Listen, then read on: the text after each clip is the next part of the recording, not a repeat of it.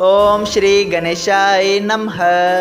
ओम नमो भगवते वासुदेवाय।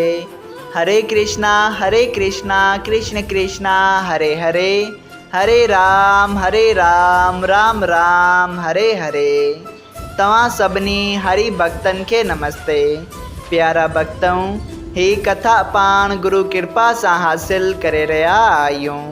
श्री गणपति सरस्वती जो दरे ध्यान करियां तो मां भागवत महापुराण जो बयान, जंहिंमें व्यासदेव ऐं श्री सुखदेव जी कयो आहे श्री कृष्ण लीला जो गुणगान। सभई चओ जय भागवतम महापुराण। प्यारा भक्तों, कल कथा में पाण श्रीमद् भागवत महापुराण साहिब जे नाए स्कंद जे 10 अध्याय जे पहिरें भाग में श्री सुखदेव जी जे मुखां श्री राम जी कथा ॿुधी हुई, जंहिंमें हू ॿुधाइनि था त राजा कुटवांग जे वंश में दशरथ नाले महाबलवान ऐं प्रतापी राजा थियो, जेको अयोध्यापुरीअ में राज कंदो हो। जंहिंखे को बि पुत्र संतान न हो। तंहिं बाद हू हिकिड़ो यज्ञ कराइनि था, जंहिं जे प्रताप सां उन्हनि खे 4 पुत्र थियनि था, जिन जा नाला राम, लक्ष्मण, शत्रुघ्न ऐं भरत हुआ।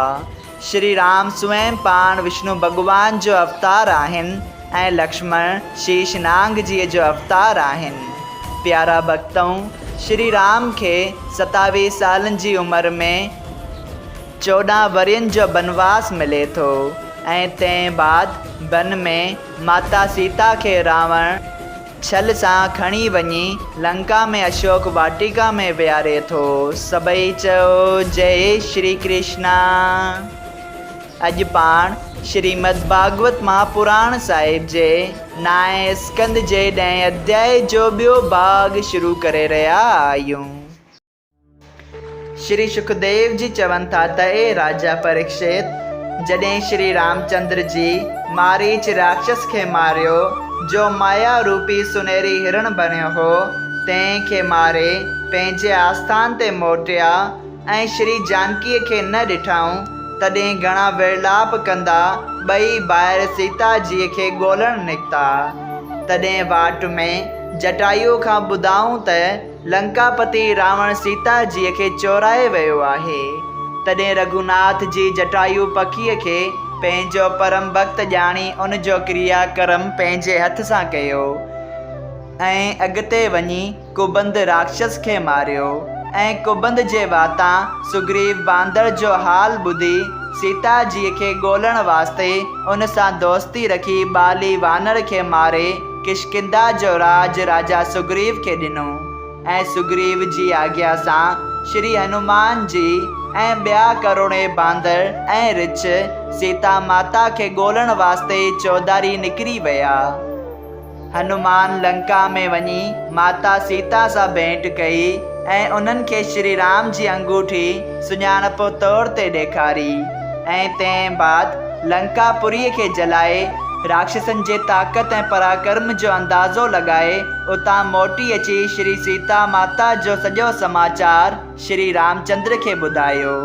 तॾहिं श्री रामचंद्र जी तमामु वॾी फ़ौज वानरनि ऐं रिछनि जी वठी लंका ते चढ़ाई कई ऐं समंदर जे किनारे ते पहुची नल ऐं नील नाले 2 बांदरनि खां उन ते पुल ॿधाई। जॾहिं विभीषण रावण जे भाउ अची श्री रामचंद्र जो दर्शन कयो, तॾहिं श्री रामचंद्र उन ई हंधि लंका जे राज जो तिलक विभीषण खे लॻायो ऐं जॾहिं उन पुल तां फ़ौज समेत पार अची लंका खे घेरो कयो, तॾहिं लक्ष्मण, सुग्रीव, हनुमान, अंगद, नल ऐं नील, जामवंत ऐं ॿिया सेनापति पाण सां वठी राक्षसनि सां युद्ध करे उन्हनि खे मारियो। जॾहिं कुंभकर्ण रावण जो भाउ ऐं इंद्रजीत मेघनाथ रावण जो पुटु युद्ध में मारिजी विया, तॾहिं रावण पाण चढ़ाई करे श्री रामचंद्र सां ॾाढी युद्ध कई ऐं आख़िरकार श्री रामचंद्र अग्नि बाण रावण जे हृदय में हणी उनखे मुक्त पदवी ॾिनी।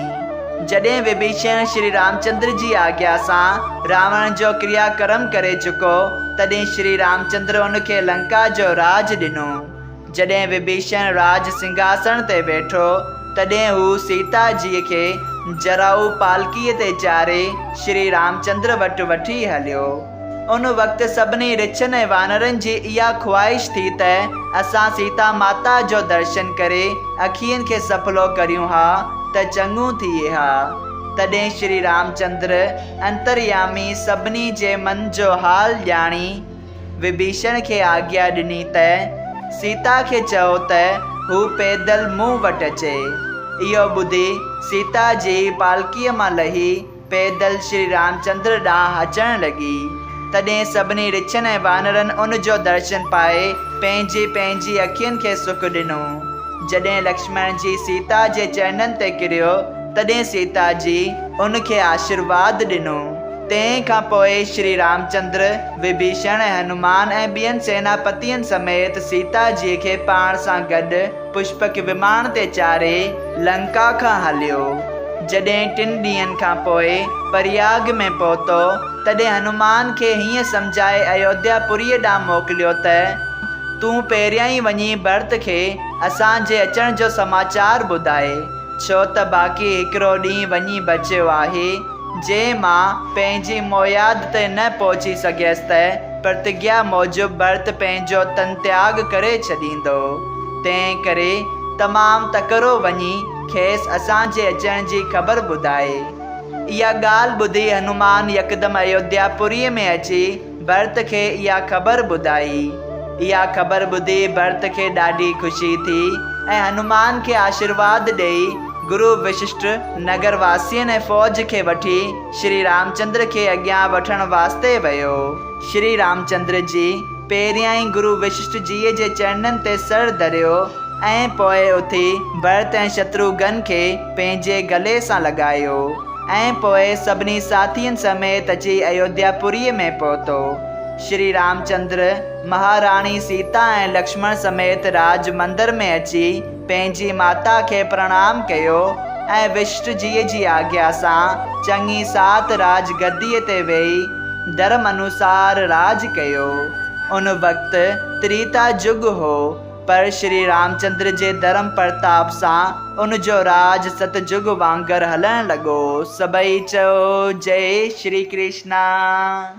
श्रीमद् भागवत महापुराण साहिब जे 9 स्कंद जो 9 अध्याय संपूर्ण थियो। अगरि तव्हां सभिनी हरि भक्तनि खे हिन कथा मां लाभ हासिल थियो हुजे त कृपया हिन कथा खे ॿियनि हरि भक्तनि सां शेयर कजो त उन्हनि जो बि भलो थिए ऐं तव्हांजो बि भलो थिए। सभई चओ जय सिया राम। राधे राधे।